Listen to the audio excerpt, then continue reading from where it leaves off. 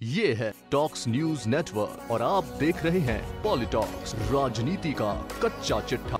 महाराष्ट्र में केंद्रीय जांच एजेंसियों द्वारा एनसीपी और शिवसेना नेताओं के खिलाफ की जा रही कार्रवाई और हाल ही में राज्यसभा सांसद संजय राउत के खिलाफ की गई ईडी की कार्रवाई के बाद महाराष्ट्र की सियासत गर्मा गई है।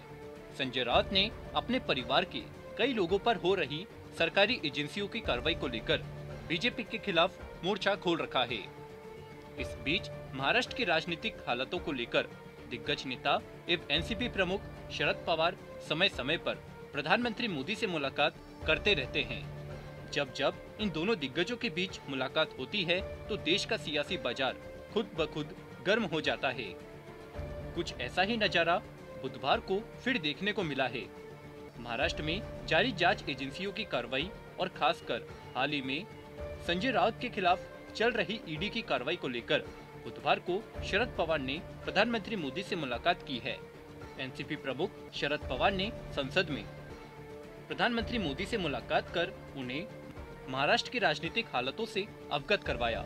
करीब 20 मिनट तक दोनों दिग्गजों के बीच चली इस मुलाकात को लेकर देश के राजनीतिक गलियारों में कई तरह के कयास लगाए जा रहे हैं। हालांकि बैठक के बाद खुद शरद पवार ने पीएम मोदी से मुलाकात को लेकर मीडिया से वार्ता के दौरान सभी अटकलों पर जवाब देते हुए कहा कि मैं संजय राउत की संपत्तियों को कुर्क करने के मामले को प्रधानमंत्री के संज्ञान में लेकर आया।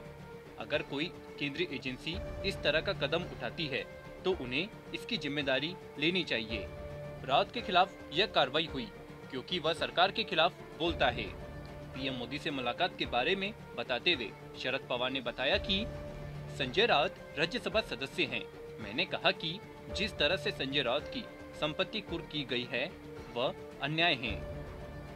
वे न केवल राज्यसभा के सदस्य हैं बल्कि पत्रकार भी हैं। मैंने पीएम मोदी से कहा कि संजय राउत के खिलाफ कार्रवाई की क्या जरूरत थी, सिर्फ इसलिए कि कभी कभी वह लिखता है और आलोचना करता है।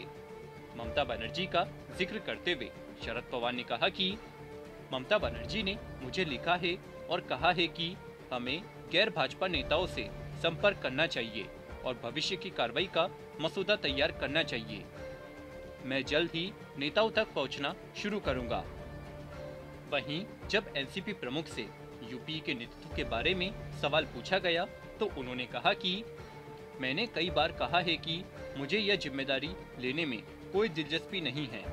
वहीं पत्रकार वार्ता के दौरान शरद पवार ने दावा किया कि महाराष्ट्र में अगले विधानसभा चुनाव के बाद महाविकास आघाड़ी सत्ता में वापस आएगी। स्वाभिमानी पक्ष पार्टी के गठबंधन से अलग होने पर शरद पवार ने महाराष्ट्र के मुख्यमंत्री उद्धव ठाकरे को सलाह भी दी है। शरद पवार ने कहा कि सत्ता में बैठे लोगों की जिम्मेदारी बनती है कि वे किसी को उपेक्षित या दरकिनार महसूस न कराए। जब हम बैठक में बात करते हैं तो ऐसा कोई मामला नहीं उठाया जाता।